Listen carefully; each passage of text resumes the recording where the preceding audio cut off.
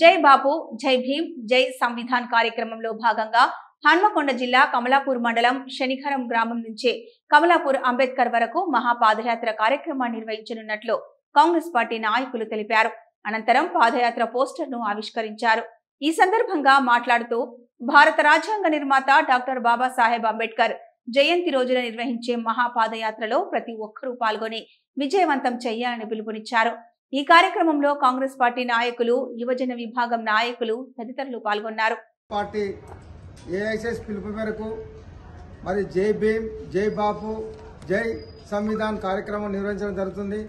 అందులో భాగంగానే మరి 14వ తారీఖున అంబేద్కర్ జయంతి పురస్కరించుకొని కమలాపూర్ కాంగ్రెస్ పార్టీ యూత్ ఆధ్వర్యం లోపల ఈ కార్యక్రమం నిర్వహించడం జరుగుతుంది.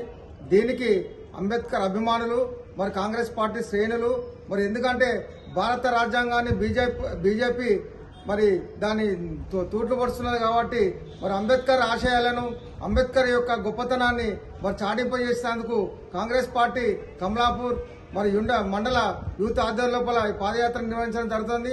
దీనికి అందరూ సహకరించాలని మనస్ఫూర్తిగా పేరున కోరుకుంటున్నాను. జై కాంగ్రెస్, జై యూత్ కాంగ్రెస్. పత్రికా విలేకరులకు నమస్కారం.